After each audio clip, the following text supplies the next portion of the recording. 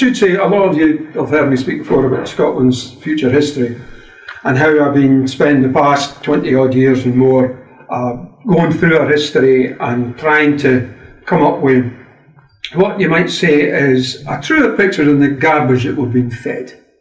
Because quite honestly, an awful lot of what passes for history in Scotland is absolutely utter dosh. And in the process of doing this and writing that book, and as I say, I've been lecturing on, doing courses on Scotland's radical history for about 25 years. In the course of doing all of that, I've come up with a couple of critiques, you might say, of history that led to this book, Scotland's Future Culture. Partly this is inspired by Hamish Henderson, who was very influential, very helpful to me when I was younger, and he used to always go on about the same thing, regularly, sometimes even when he was sober. He would say, "You've got to remember what Gramsci said. Politics never leads culture. Culture leads politics." Now, this was quite important because I spent an awful lot of time working for something that's getting paid to do it, working for the Scots language, very much with Hamish's support. He got me the job in the first place. And everything that I've been involved in, whether it's the history, whether it's the language, whether, as is happening increasingly, going into the folklore side of things, everything has been predicated on one simple notion. I want to ken who I am. I come from here. And anybody that gets in the road of that is my enemy. It's that simple. I have the same rights as any other human on the planet. And I went through 20 or 30 years of my life fighting with people, friends of mine, who saw themselves as being on the left and would write me going, you've got to stop this nationalist stuff, you've got to stop banging on about Scotland all the time.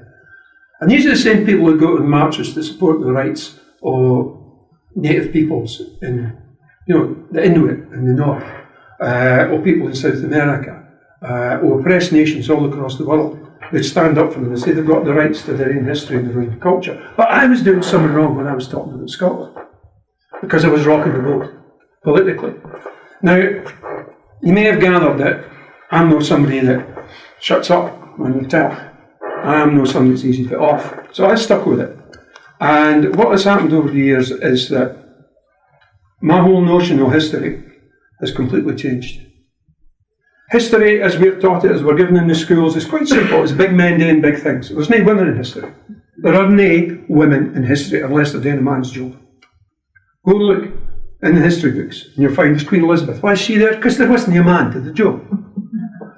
Catherine of Russia. Why is she there? Because there wasn't a man for the job. And so on. It's not till the 19th century that you even begin to hear about women. And think about this. As a species, we are probably 1 million years old. And yet we're being led to believe that everything that's happened over that 1 million years, everything that's been significant has been done by men. And worse, in the West, but also the same is true of China. I've got a Chinese student at the moment telling me a lot about this. But it's this notion that it's the big men doing big things that is what history is about. Well, I think that's a bloody insult to everybody that's come before us. Not just the women, but all the men. I mean, okay, you've got a leader, he is important and all the rest of it, but no leader ever won a battle. No leader ever won a battle. It's people that win battles. Whether it's an actual bloody battle in a war, whether it's a fecht for human rights or for trade union rights or whatever and all the rest of it. It's people together that change things. It's the unity of communities that have changed history during the centuries. And the more and more I've looked at Scotland's history, the more and more I've understood that. And the more and more I've realised that the roots of what you might call Scottish communitarianism are what drive us, even today, as a society. And it is in that sense that I want us to think about Scotland's future culture. And the way I want us to do it is by going back and looking back. But not just looking back. Some of the things that happen when you deal with culture, and because I write lots of books, I've written plays, I've done all kinds of stuff. I've very often had to have, how can we put this, negotiations with an organisation that until recently was cried the Scottish Arts Council. Anybody here had that lovely experience? Good. You're dealing with numpties. The current line-up, Creative Scotland, are no fit for purpose. Apparently, this is because they've got nothing idea what culture is. Culture, to them, is very circumscribed. It's very clear. And there's never any doubt in any of these people's minds that opera should be supported, that symphonic orchestras should be supported. What about fiddle and box clubs? Sorry, they didn't care what a fiddle and box club is. What about jazz? No, that's popular entertainment. They don't now, suddenly, over the past 10, 15 years, they've jumped on the bandwagon of supporting singer-songwriters. And there's a whole load of them going off to southwest Texas every year on Arts Council funding that nobody's ever heard of and nobody ever hears of when they come back again. But they're now supporting that because they've seen this as part of culture. But their ideas of culture didn't correspond to what we think is culture. Because culture is what we, as a folk, as a nation, as a group, as a community, it's what we create for ourselves and among ourselves. And everything that we create, stories, songs, art, the definition of art falls into this right away, because you go and listen to all these folk who've gone and got their degrees in arts administration, got awfully clear ideas about what art is, and there's a very fine line between art and craft. No, there's no bloody difference between art and craft. There never has been. That's a false dichotomy that's been put in there because it suits the way they're thinking. And their way of thinking can be summed up quite well. Now, I'm not going to swear tonight. Well, I'm going to try and not swear. I might not manage, because I do occasionally get a wee bit hurt. But basically, we're going through a political bourach at the moment. The British state is in it's unbelievable. The state it's in. But the reason it's in the state it's in is it's been totally controlled by what I have been referring to for quite a while now as the posh boys, who are the most ignorant, arrogant sumps on the planet, bar none. These folk leave school thinking that they ken anything that needs to be ken, and anything they don't ken isn't worth kenning. They're raised to think that way. And these are the people that are setting our political agenda, but they've been setting our cultural agenda for hundreds of years, and they've been setting our historical agenda consistently since 1707. And it's time that we realise that we are who we are, and we didn't need them in any way, shape or form. And I'm going to talk a wee bit about, in fact I'm going to talk quite a lot tonight about Jacobites, because they're an example of everything I'm talking about here. I, by the way, am the current president and sole member of the Jacobite Republican Party. Now, that's not as silly as it sounds, as I'm going to show you. It's not nearly as silly as it sounds. But this notion of defining ourselves, that's what history is about. It's about who are we, what are we about, how do we have a clear vision of who we are that we can use to go for it. Because we're in a situation at the moment where we've got to use every weapon out of our hands to make sure we get out of the next hurdle and get out of this stupid bloody union, the one chancy covenant. We need a wayfarer, and one of the things we have to remember is that both historically and culturally we are members of the union. We aren't part of Britain. We are one of the constituent members of the union. We went into it, we can come out of it. And it's important to realise this, and it's important to remind folk of it all the time, that it was never a question of the English Parliament coming up and conquering us. They tried that for near 1,000 years and they couldn't bloody manage that. But it's something we have to not just be aware of, we also have to be prepared to stand up for ourselves. Us. We have nothing to be ashamed of. We didn't have to prove ourselves to anybody fae down there. They have a different history to us. They have a different culture to us. They have a different language to us. They are no like us in many, many ways. They are not universally our enemy, but when you see the nonsense that they allow to be perpetrated through the Brexit thing, you do wonder. You do wonder. I mean, a farrago of nonsense and bullshit, piled upon bullshit, and they all fell for it. I'll talk a wee bit about that, but I want to go back to this Jacobite thing. For two reasons. One is because of what it means to all of you. There's certain songs I could start singing right now, and you'd all join in, without thinking about it, because it's so instilled in our culture. But the other reason is, there's been a sea change, a major sea change over the past year. This is really, really significant. And it's going to play into something that I'm hoping you will all want to be part of. Right? So I have to tell you this slightly roundabout story.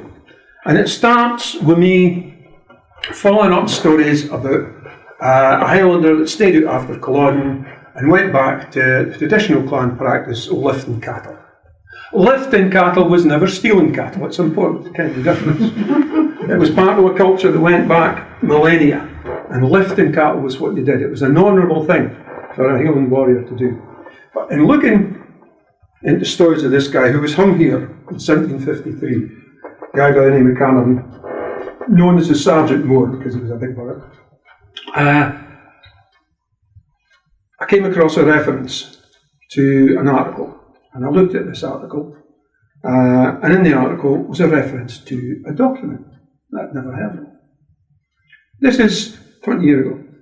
And the document was the Cantonment Registers of the British Army in Scotland, 1746 to 1753. Quite a mouthful. And I looked at this, and here enough I managed to locate it. And it's big, handwritten jotter like that.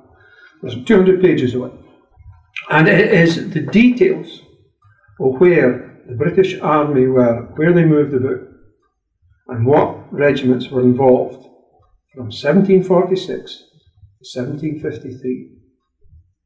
And the upshot of me doing this was I went to the Scottish History Society, I went to the Scottish Record Office, I went to certain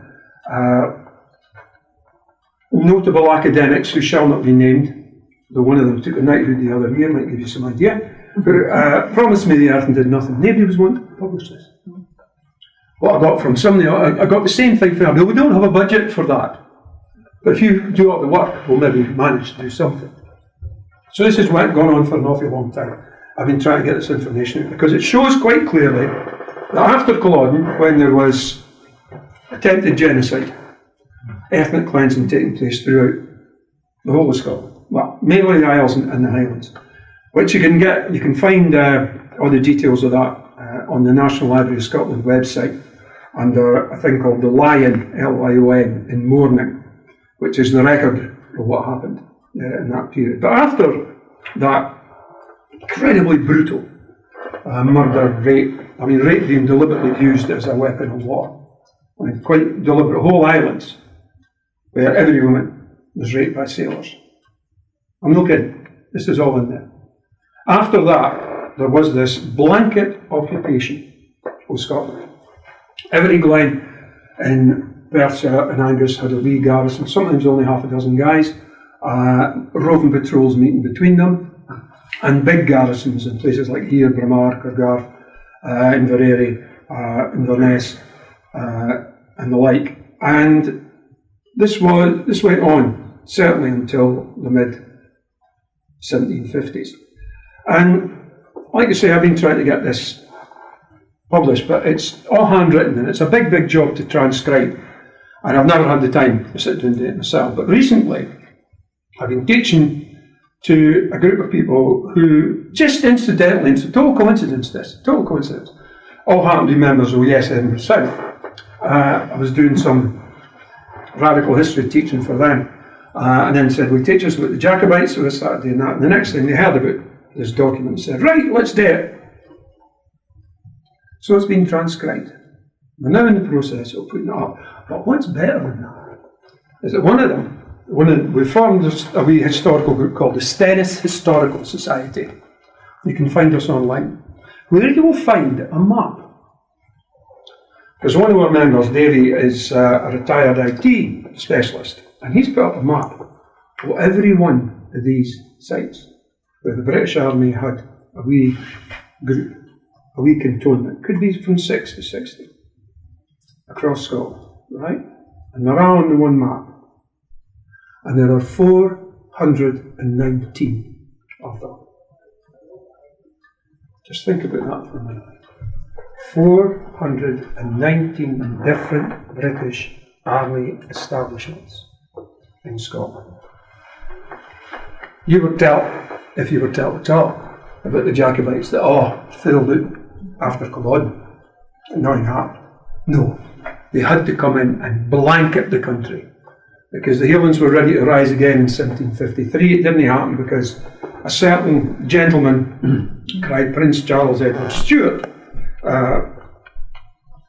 didn't think that coming back to Scotland suited the way he wanted to do things. I should say in passing that he wasn't finished.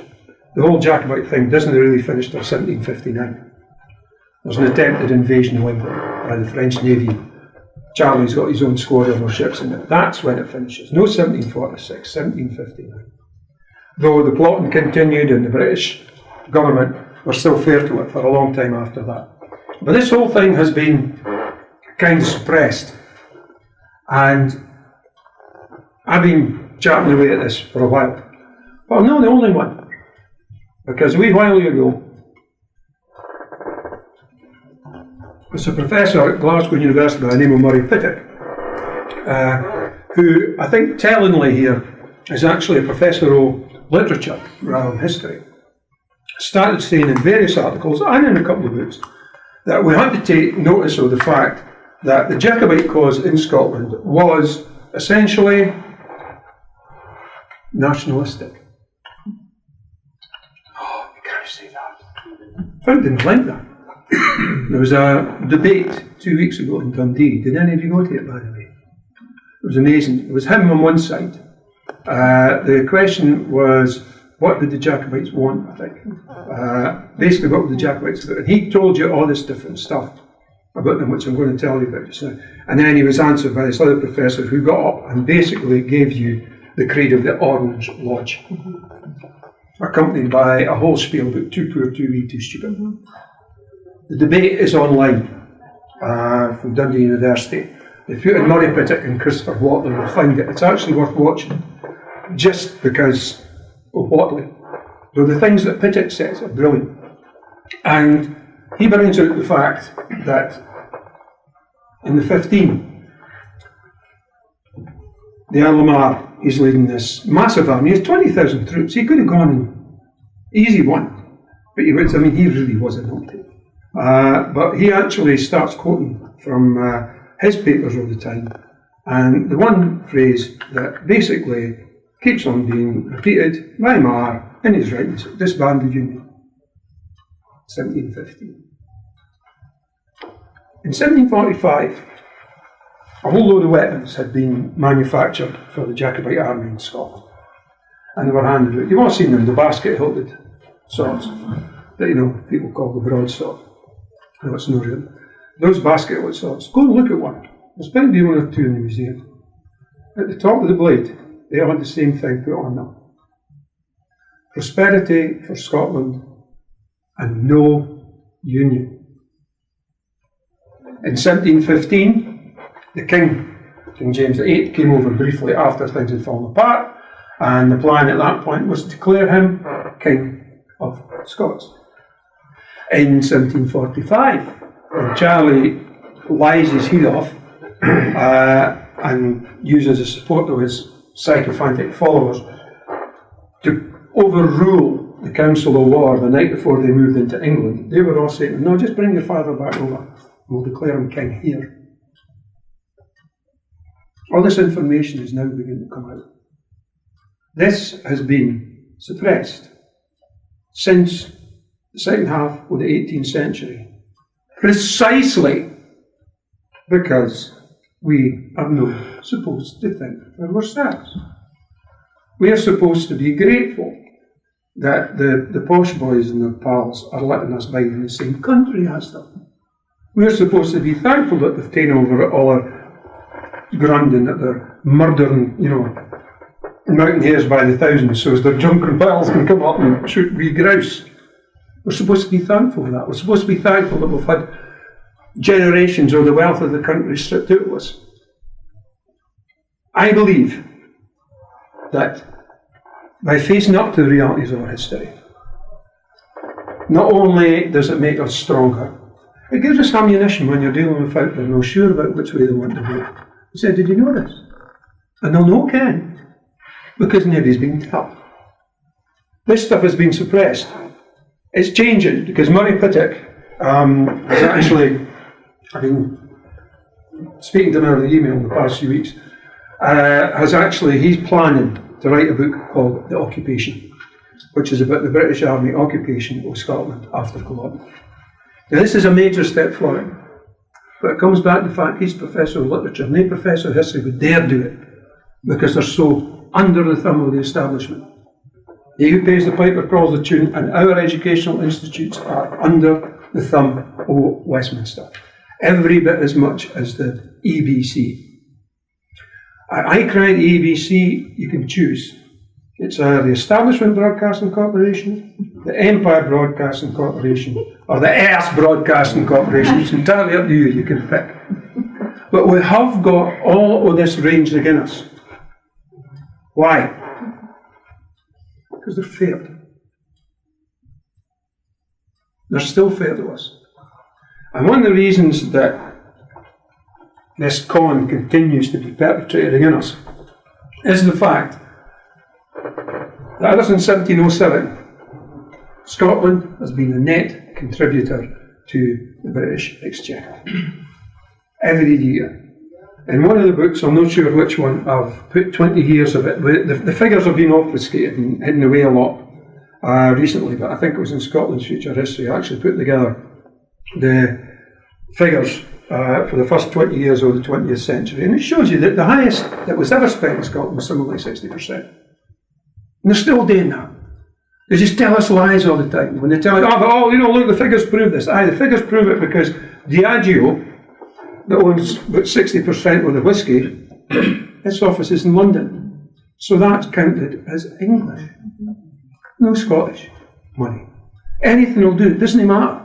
The amount of lies, the amount of nonsense about it, trash that is heaped at us is no new. This has been going on for hundreds of years. And if you doubt it, there's a very good Wikipedia site, 18th century cartoons of Scots. It's worth looking at. Because things like Punch and all the rest of it, the cartoons they had of the Scots, we were compared quite regularly to Hottentots. That was the black savages doing in South America that ate their bairns. We regularly compared people up here. And of course, Abdi up here was a highlight. Sonny Bean, the cannibal, an invention. This kind of level of distortion, this kind of level of propaganda that we've been subjected to has been unceasing for hundreds of years. And we've got to stand up against it. And one way of standing up against it is to be proud of who you are and celebrate who you are. And eventually tell them, bugger off with your false stories. We don't care. But there are other things, specific things that can be done here. And one of the things that's come out of the Stennis Historical Society publishing, well, we've not quite published a document, but it's my fault, but because I had about 12 different people doing it, they all did it in different formats, and now we're trying to pull them all together, computers, day in my life. But one of the things that's come out of that is that because we've got the map, just you'll see online at Stennis Historical Society, somebody said, well, there's a rally coming up, how do we know of the map? And somebody asked, well, how do we not just do an exhibition? So we've actually decided we're going to put on an exhibition in Edinburgh, probably just in the ESL during the festival, but I'll have the map. I'll have quotes for the different stations that were up all these guys, because they had to write reports. We've got them as well. We've managed to find them.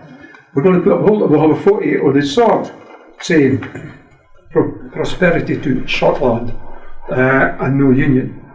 And we're going to put together a dozen sheets showing some of the things that were said, because the government tried to tell Andy that the blanket occupation of the Highlands was a police action against thieves.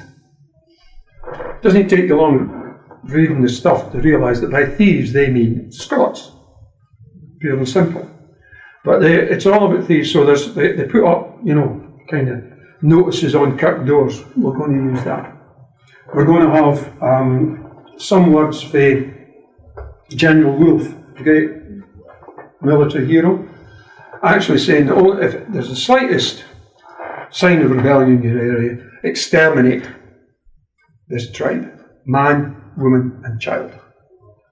The stuff is virulently racist.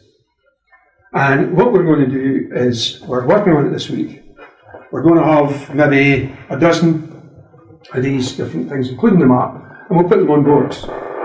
But what I want to know for you lot is, if we send you these in PDF form, do you want to have your own wee exhibition? Would that make sense? Yes. 2 reasons for this. One, it would be something more today, but also by linking yes groups together in actions like this, we're going to strengthen ourselves. Because no matter what comes out of Sunday, the more we do, the better. I mean, up till now, INDYB's been an awful disappointment for an awful lot of us, and it might yet come through, and that would be great. But if we're doing things that ensure that we're communicating from one group to the other all the time about things, that means that the grassroots is strengthened, which is what we need. We need to be more cohesive, because although we're still going to be relying on the SNP to a certain extent, we'll have to be awfully aware, as they have to be awfully aware, this is no their bar we're playing with. This is our bar. And I hope everybody agrees with that as well. So this is why we're reaching out with this. I will happily send you all the stuff that we're going to create, but it'll be in, we've got a couple of designers and things. It'll look all right. It's not just words on a bit of paper. It'll look at, we're involved in a bit of design, and you just need to run them off. And we're also going to go around various rallies. We've got a few coming up in Edinburgh next month, and we'll not sell them because there's copyright and all the rest of it. We'll let people have them for a donation, and you will be more than welcome to do the same. Because that way, well, it usually happens if I dig deeper. You actually tend to get more money. So this is one of the reasons I'm coming out these days to do things, is to try and set up these links and let people do this sort of thing. And while I'm at it, I might as well just tell you, we're looking at a couple of other things. I'm a member of Yes Muscle, but I'm heavily involved with Yes Edinburgh South as well. And one of the things we're looking to be doing, I can't do this because I didn't drive. It's shocking. I've got a wife that does it, so it just shows you how sleek I basically am. But one of the things we've been talking about is 2 cars going out at once and cutting back foliage that is hiding road signs. Because all across the country there's road signs that are getting covered up because of cuts. Councils can't afford the sign workers to clean them back. So, I mean, I've had it happen to me, driving with the wife, looking for a signpost, and we're past it because it's so totally overgrown. Cut it down, stick a yes sticker on it. The other thing, if you're passing, and there's a lot of this about, you're going from one road into another, you see the roadside absolutely littered. Without being sticking stuff out the car. A bunch of you go out there, clean it up, stick a yes flag in it. It might get dirty again, but then you can go back and do it again. It's doing stuff. The reason we're doing this is because Yes Musselburgh gets involved with Big Beach Clean. Because Musselburgh, you get an awful lot of plastic washed up, so there's regular big organised cleans on the beach. So we're going along and taking part in that. And these types of activity show that we are about us.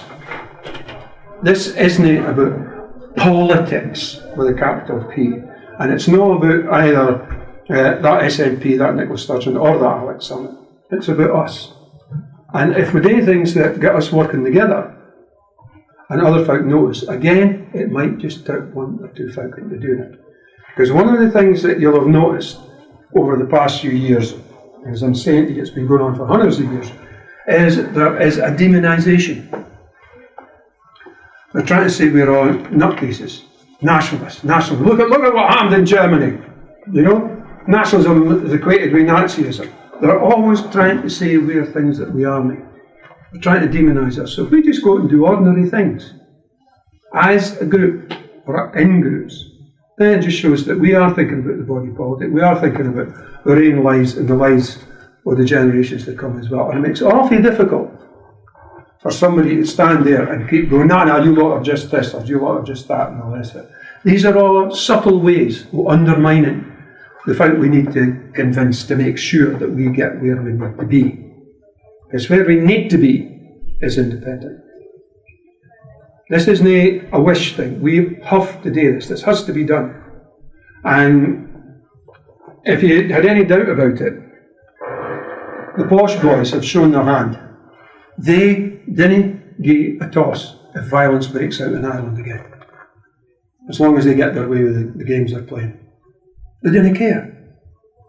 In fact, the best way to think about this is there was an Australian guy years and years and years ago said, well, you know why, I'm not going to, Australian accent, I'm not going to try it. He says, you know why everybody hates the English? I said, what? He says, he says, everybody hates the English, we all know that.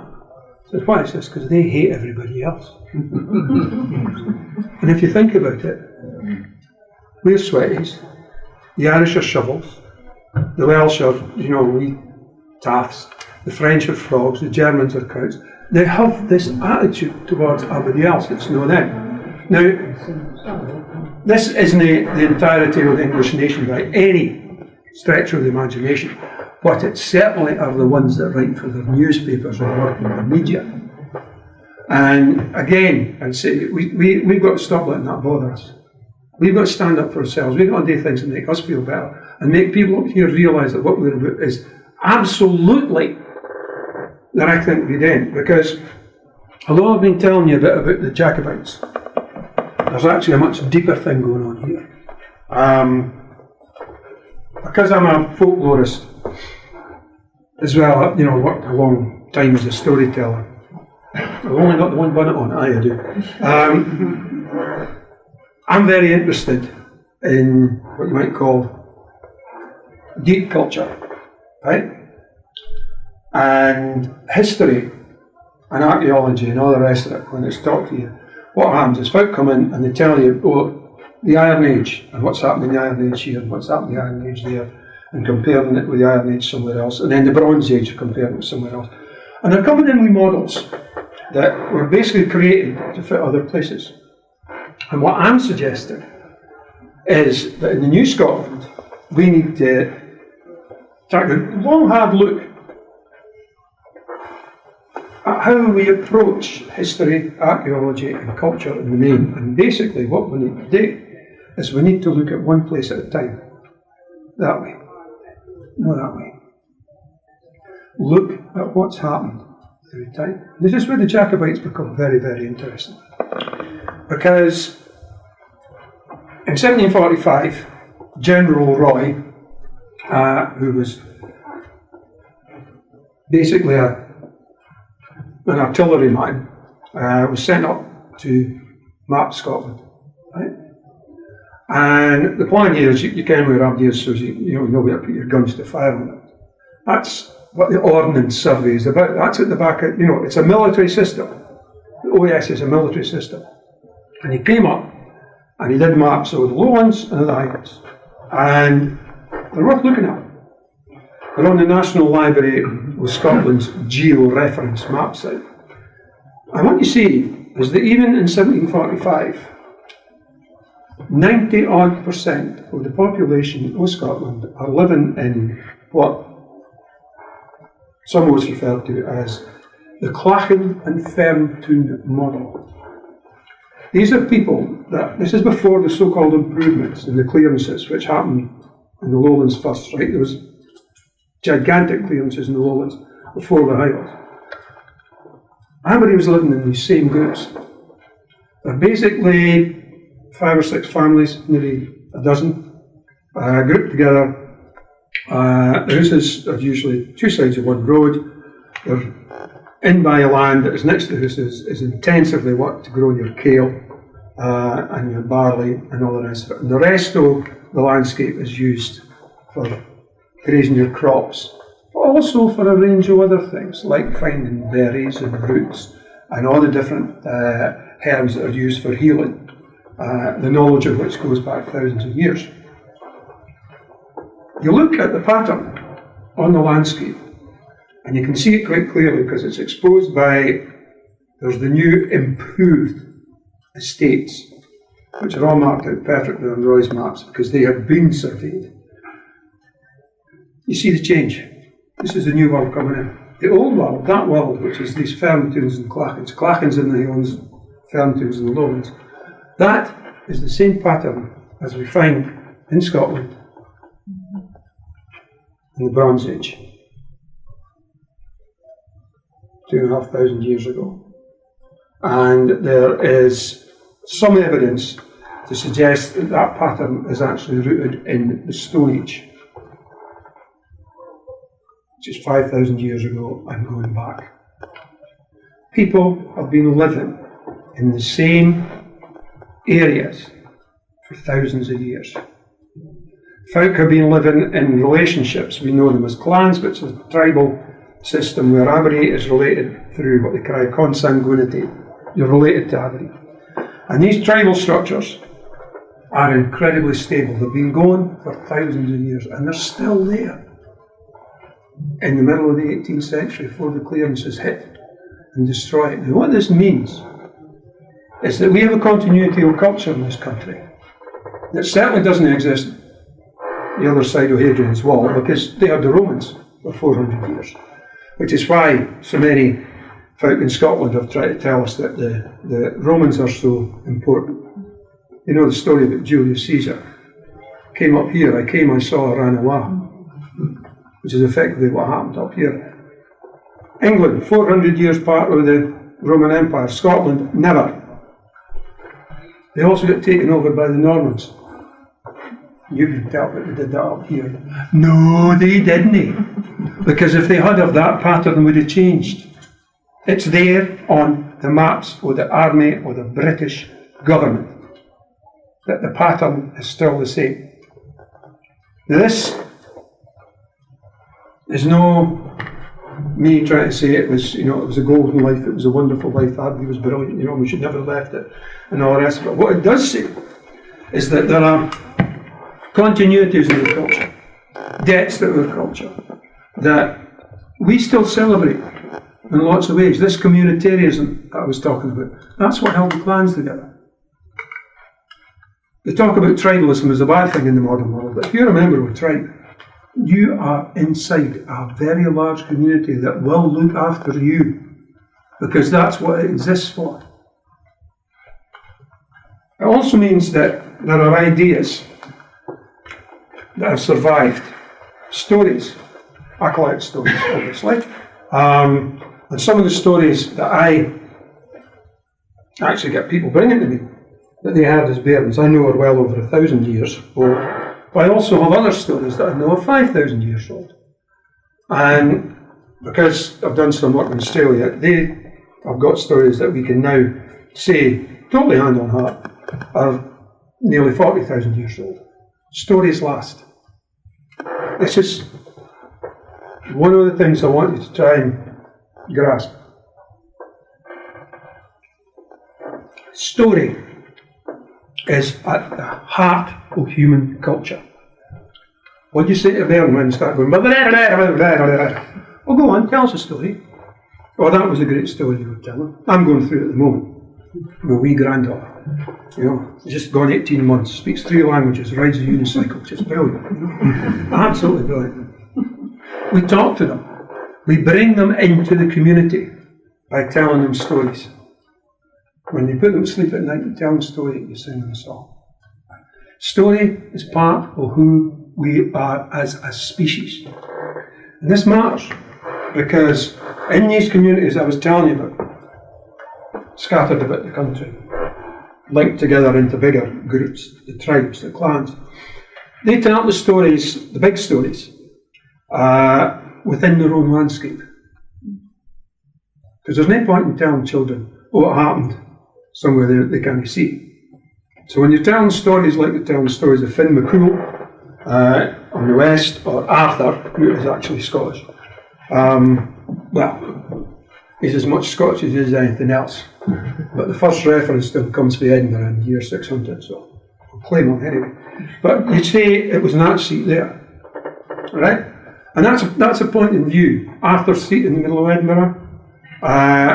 There are academics that have actually said, oh, it was named by David I because he read Geoffrey of Monmouth's book about the kings of Britain. Nah, it's Arthur's seat because Arthur was part of the belief pattern of the people that lived there that spoke an early form of Brythonic, which is now Welsh. And the story of Arthur sleeping inside that hill is still told. The story, as it goes, is actually Arthur sleeping in there with the Picts. And one of the students said, oh, really? And I said, what? He says, oh, I'm sorry. What are you sorry? He says, I always thought it was Arthur and the Pixies. Because she'd heard it as a bairn. Yes. The story is alive.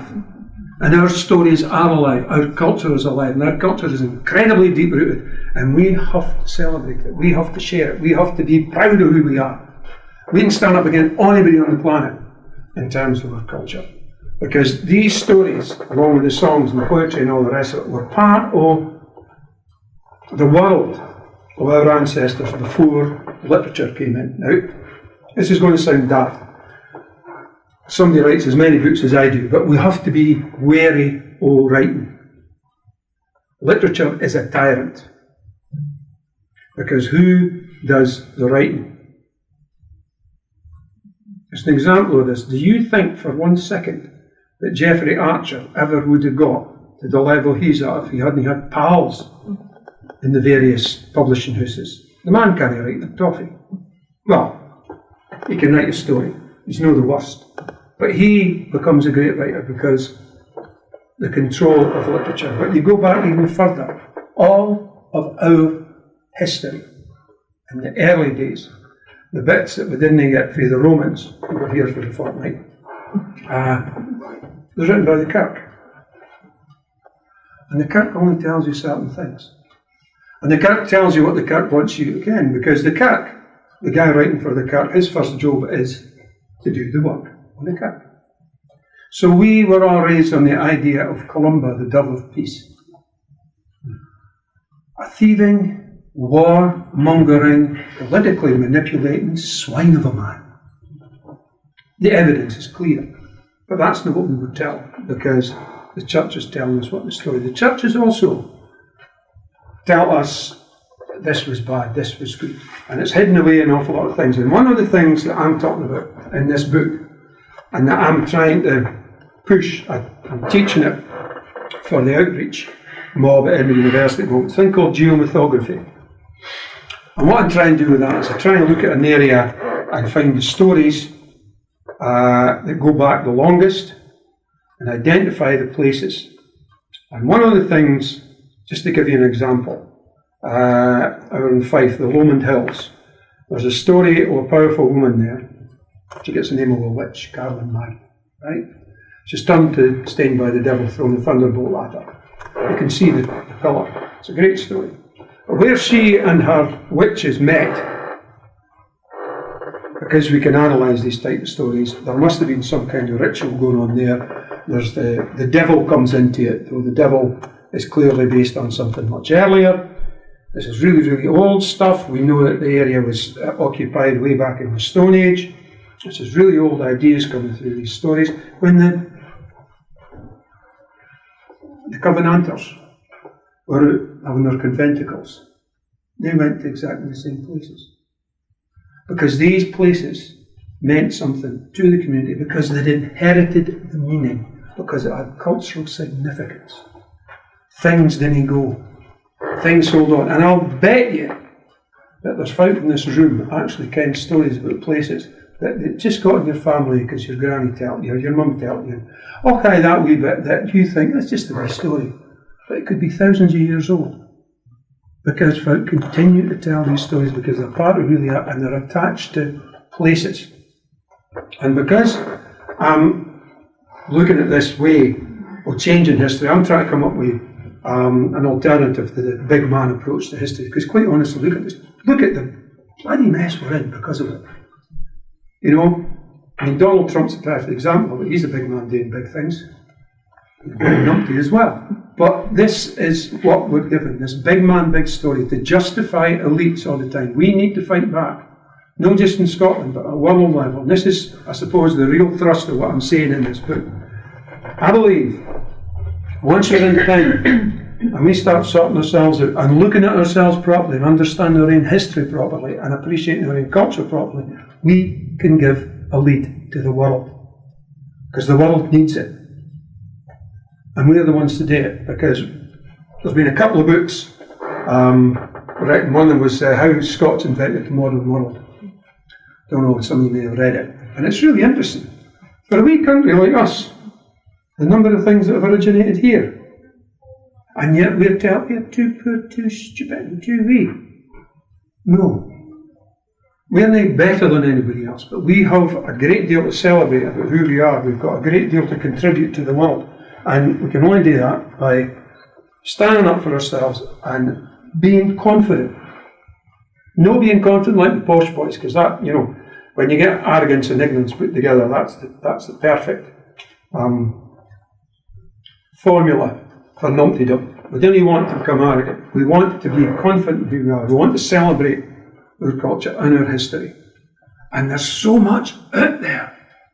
I'm finding new stuff all the time. Because I have the sense to listen not just to history but to stories as well, because the stories have taught me more than history has, in actual fact. And it's in that sense that I think that our culture should be at the heart of what we're doing over this next year.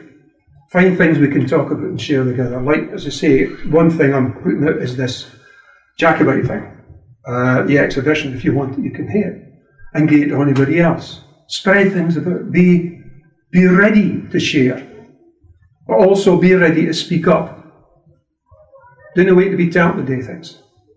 That's what's important here as well. If you think there's something that's important to you and a couple of your pals, well, do something about it. How no? We're not a movement that needs leadership. We need a date, but we didn't need leadership.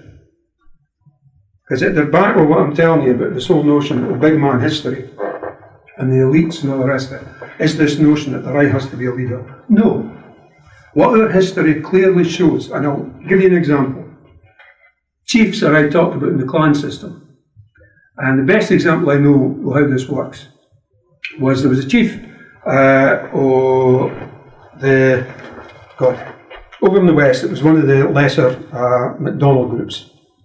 And the old chief had died, and he'd nominated his son as his heir, but his son had been sent off, a regular thing, foster him with another clan, and he was out riding with the Frasers.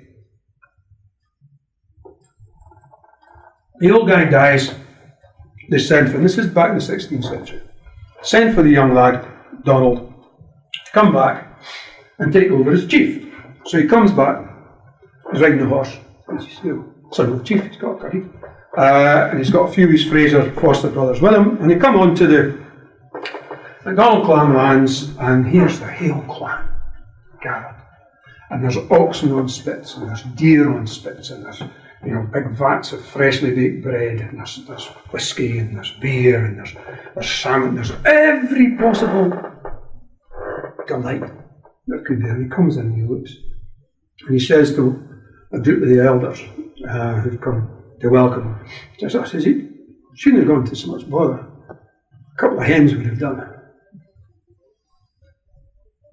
They looked at him. They looked at each other. They didn't even need to discuss it. They said, get back on your horse. And they threw him off the clan lands. Because he didn't understand who he was. He was the chief. He was the focal point of the clan, but he wasn't the king of the clan. And that, the institution of a new chief, was a great thing for the whole clan. It was for partly for Aberdeen, but it was also a way of them binding to the new chief. He didn't understand it. And he was such an arrogant bugger that he went off and got the Frasers and a few others, and there was a big battle known as Blar and Linya. A lot of men died because of it. But they just simply, the clan said, no, you're not up to it. But now that is also something we should mind, because the strength of the clan, the strength of the tribe, resides in the people. And if you doubt its importance, look at the 1320 Declaration of Land Growth. And it says in there, quite explicitly, that the assembled dignitaries, they are knobs that have turned up, they are, but they claim to be speaking on behalf of the Commonweal of Scotland. Can't remember the exact Latin, but they're speaking on behalf of the entire population. And what they say is, if good King Robert will not keep the English out of Scotland, we will make ourselves another king. Tribal. It's going back to who we are. And that's where our sovereignty rests. With the people. And just in case you're no off his sure, look about you. You're the people.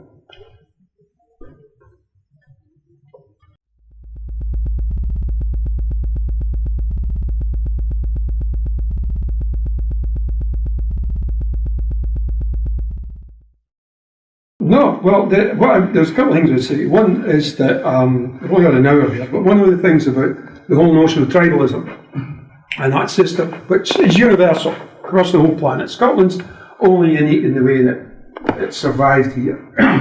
One of the things about the clan system, in particular in Scotland, was if you got flung out of your own clan, you could go and join another clan. All you had to do was accept the rules, right? It's not about being exclusive. It's actually about being inclusive, because one of the nicest things I've ever seen in my life, and it caused me to burst out in absolute peals of laughter, was about 20 years ago. My downstairs neighbour, Mike, he was a Sikh, told me he was going to this wedding. It was his sister's lad. And told me to be on the telly. He says, hi, it's on the news. So I watched.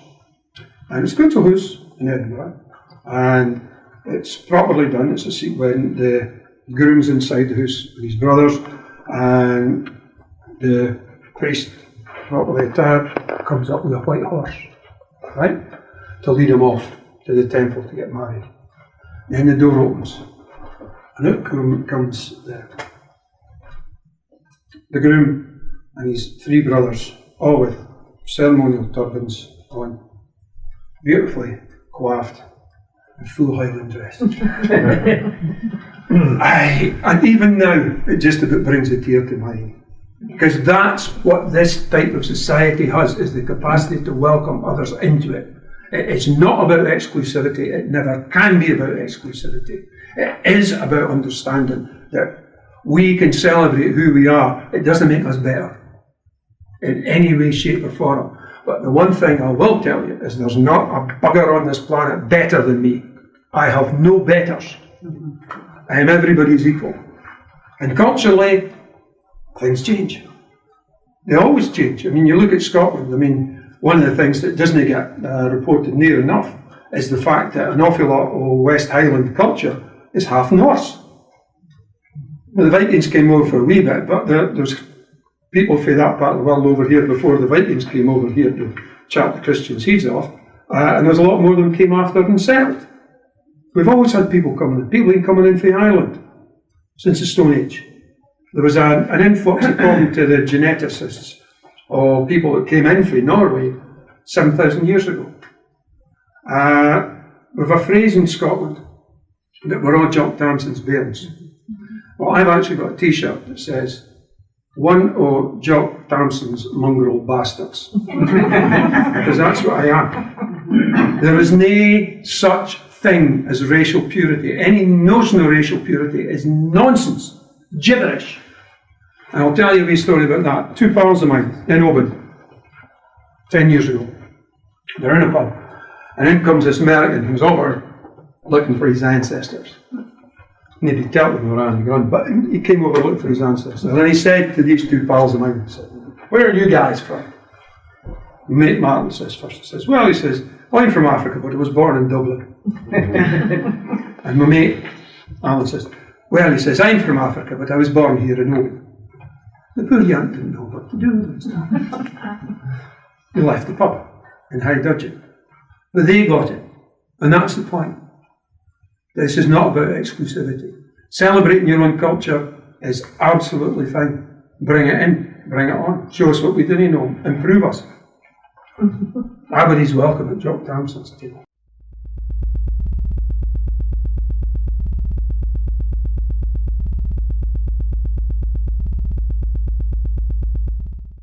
It's going to be.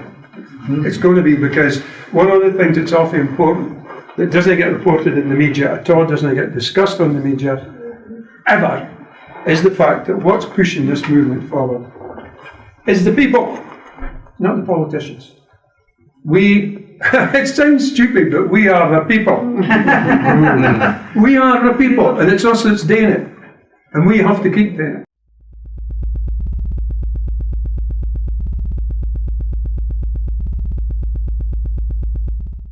They're going to do it anyway, so I'm not going to let it bother me, because I can find that I am about inclusivity.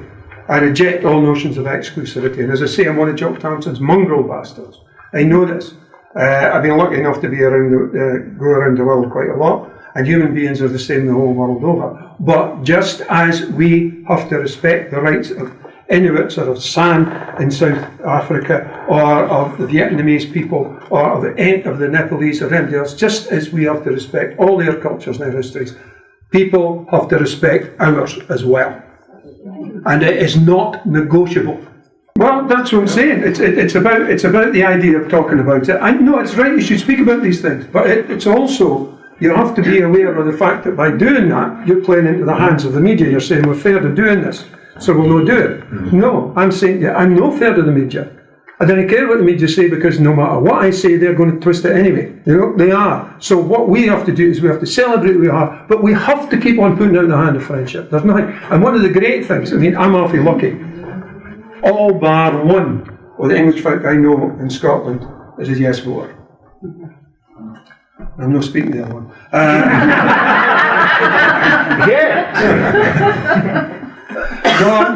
I'm working on it. I'm working on it.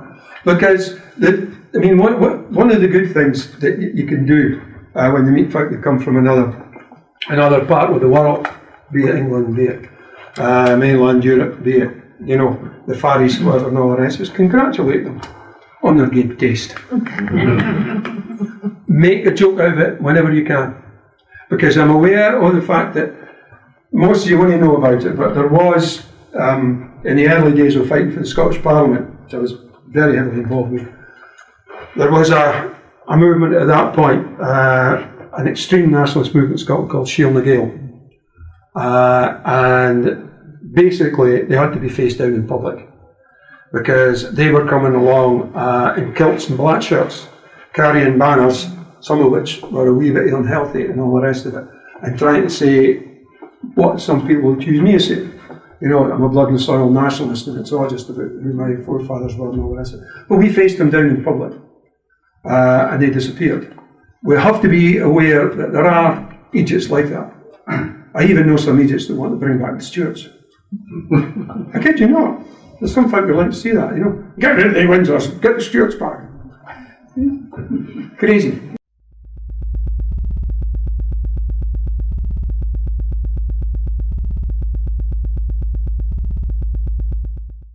Absolutely, and I think it's the right way to go forward. I mean, I absolutely do. But like what I'm saying is, I see my job as defending my culture to a great extent. But on the political front, it is about extending the hand of friendship, and it is about being careful. Because I do kind of folk that say, if you're not born here, you shouldn't have a vote. Now that's just, basically, it's happened the world over. If you pay taxes, you get a vote. It's that simple. Anybody that wants to come and work amongst us is welcome. I'm not so sure about the ones that come in with loads of money and say that they're investing in the country and all they're here to do is make profits which they're going to take out. I'm not so sure about that. But anybody that comes here, yeah, I would agree that it's absolutely the correct attitude to take. The people of Scotland. Suits me perfectly.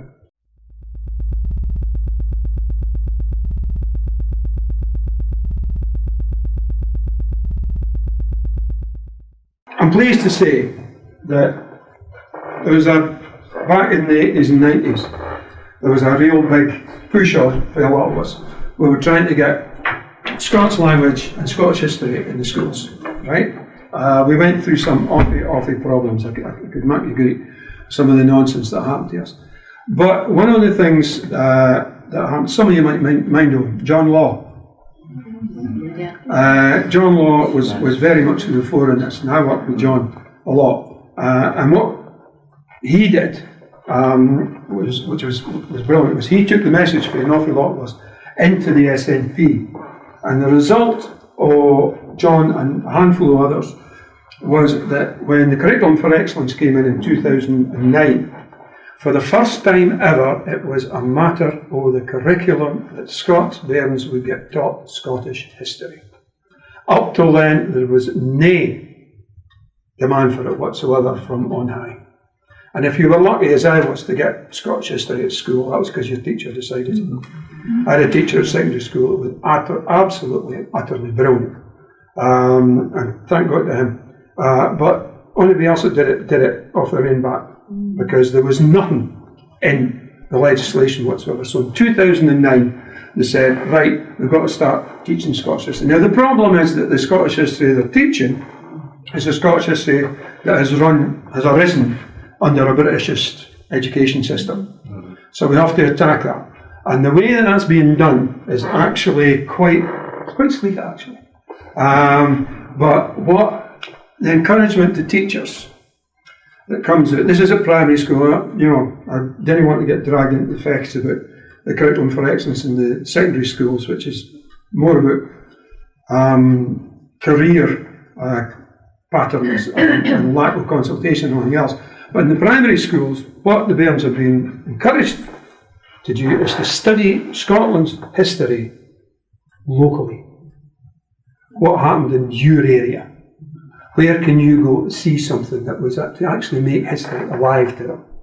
And this process is beginning to work. There's a couple of long-term projects that are feeding through in the West, because we're going through an awful time with the Tory cuts. That it stops an awful lot happening. But there are a couple of projects where bairns have started doing stuff in S5, we've done it all the way at the end of primary school, and now going on to do it in first, second, third year at secondary school. So we're beginning to try and filter it through. The problem is that if you are teaching history in the secondary school, you're teaching history because you went to a university and did a degree in history. And doing a degree in history at a Scottish university is, well, I can imagine, it's better than it was. When I started the Pitt Scot a week, we've managed to sort that. But there's still, if you like, there's an establishment orientation in the history that's being taught in the secondary schools. But what we're hoping is that because the bairns that are coming through for the primary school have been taught a much better approach to the history, they're going to come in and they're going to demand. They're going to be saying to us, wait a minute, what about this, what about that and all this? And that will hopefully start to get the process going.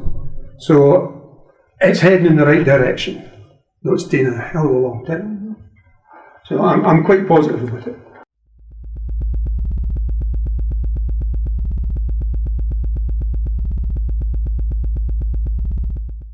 Well, I've had the box set sitting in the house for over 6 months.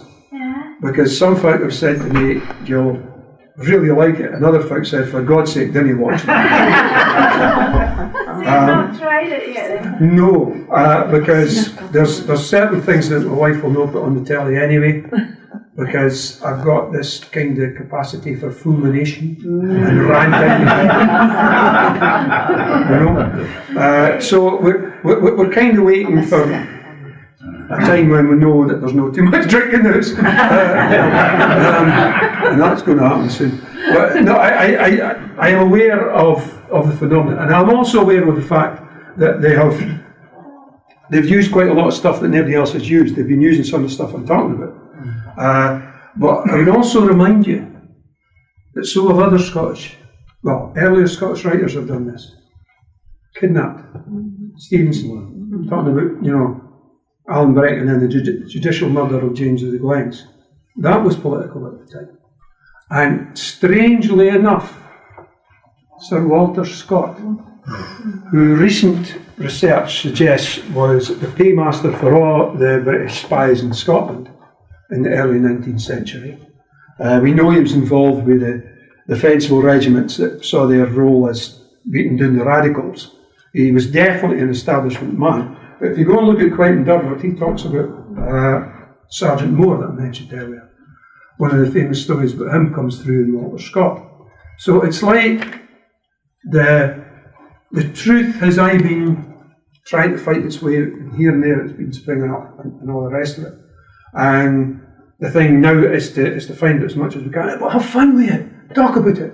That's why we want this exhibition to go about. We didn't want to get po-faced and say, no, I don't want to do that. I want to have a laugh with it. Enjoy it. Sing the songs. Celebrate. Because soon enough we're going, we better get used to celebrating. That's the other thing. We've got to get used to celebrating, because when it happens, well, I'll be looking for a liver transplant.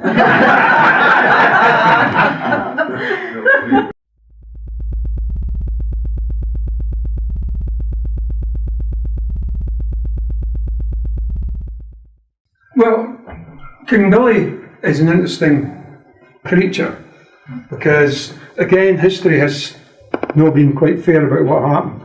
He actually came in with a foreign army at his back. He's invited in by a very narrow band of the powerful in London, and he is married on a Stuart. That's what gave him his legitimacy. But he was a Protestant. This was all about, at that point, it was all about religion. You think, then you realise that in Ireland, there was more Catholics on King Billy's side than there were on James's side. It was very complicated at the time. A lot of it was about personal loyalties. The Parliament is trying to exercise its power, right? This comes down to the sovereignty thing. That sovereignty in England is entrusted in a body called the Crown and Parliament. That's instituted in 1688, right? So basically what they're saying is, we'll give you the job, Willie, but you're getting it on your terms. So he accepts that, because the fear is basically, all the readings so far, is the fear is of the Stuarts reverting to total Catholicism, which was unacceptable, not just to the powers that be, this was unacceptable to the majority of the people. So that's why he was sent to quell the rebellion. Well, once you're over here, there's complications happening, because what happens in 1689, the Scottish Parliament, the rump of the Scottish Parliament, agreed to take King Willie. It's not even a full vote. And immediately Claverhouse is off raising a rebellion, because he is pals, actually, with James VIII. He is actually James VII at that point. He's pals with him. They've been drinking buddies for quite a while. But he's loyal to that. There are loyalties that are coming in that are partially to do with the dynastic thing, certainly. A lot of it's to do with religion. But the problem that at times we can't be absolutely sure what's happening in Scotland is that one of the simplifications we've been given about the Jacobites in Scotland is that they're all Catholics. No, the majority of them were Episcopalians. A lot of them were Presbyterians as well. The unifying thing here was Scotland, in the sense of being Scottish. That was the thing here. But the need for the English Parliament to see off what they see as the possibility of the return of Catholic monarchy trumps everything. Because William's wife, Mary, although she's a Stuart, she's a Protestant. And there was talk at the time, what if the Stuarts became Anglicans? And by the way, that's something that Prince Charles Edward Stuart did in 1750. He went to London in disguise and actually joined the English church, because the religion's a big part of it. We tend to forget, because Scotland, modern Scotland, is relatively secular. It wasn't when a lot of us were young, but it is relatively secular now. But all you've got to do is go to America and see how many people talk about the church, because their church is their community. It was like that here. So the religious thing was still very much part of it. So William's coming in effectively to do two things. One is to ensure that the power of Parliament doesn't fade away, which it was doing under the Stuarts again. Parliament will hold on to its power, but at the same time see off the possibility of Catholicism.